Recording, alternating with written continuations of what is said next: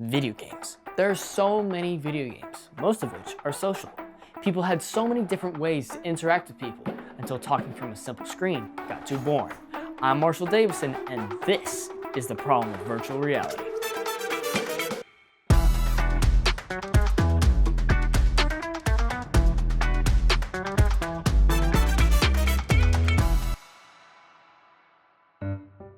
Let's start from the beginning.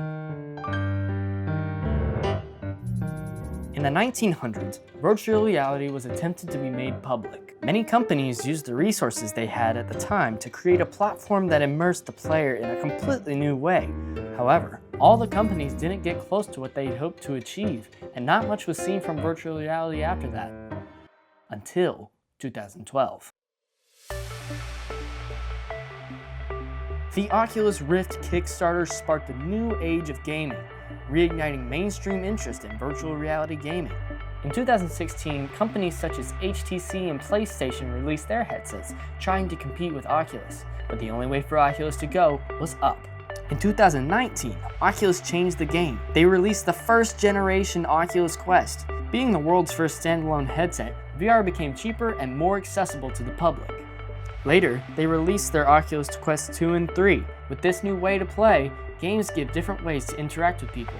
Communication with others became more real with proximity chat, but like how it traveled into game chats on console and PC games, toxicity became present in virtual reality games.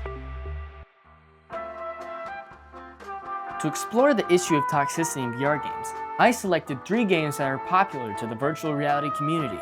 In each game, I interviewed a handful of players to give their takes on how toxicity is present in their online communities. Their responses were very interesting.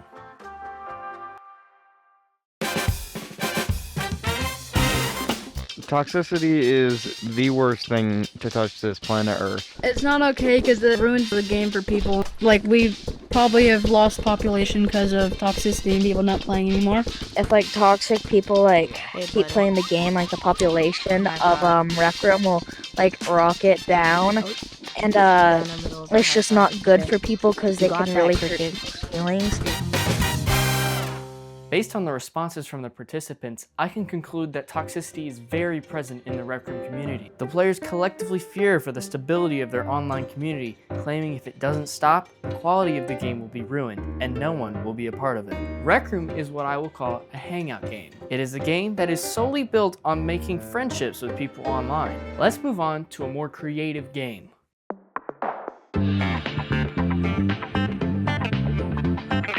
Yeeps toxicity, I can't find none of them. I think they're extinct, but when I do find them, they're super toxic.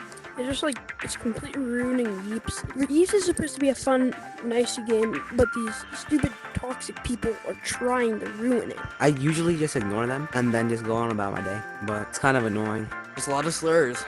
Yeah, it's not really giving Yeeps a good image for that. It's not really that good of a thing. If the toxic players keep adding up, it's not good.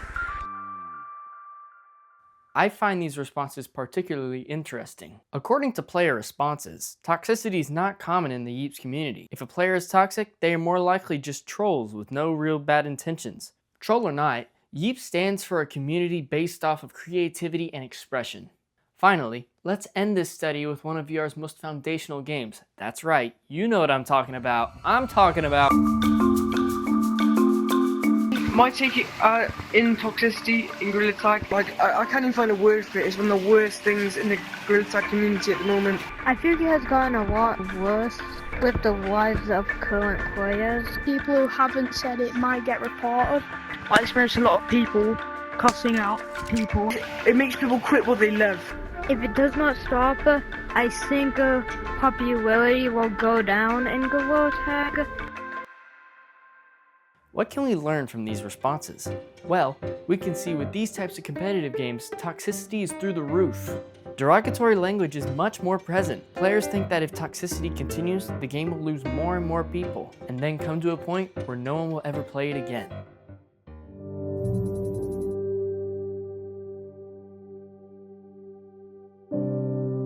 All of these responses should be taken seriously. These players understand that not only does toxicity affect the quality of the game, but it also affects the quality of the people playing it. The gravity of this situation should not be shrugged off. People play these games to have fun, and I for one think that people who play the games just to bully other people shouldn't even be allowed online in the first place. I'd like to thank all the participants that contributed to the making of this video, and I hope that theirs and my message make a difference. Be nice. Don't be toxic. Just don't do it. If you're toxic, really get a life, learn, like, you're kind to people, they'll always give it back.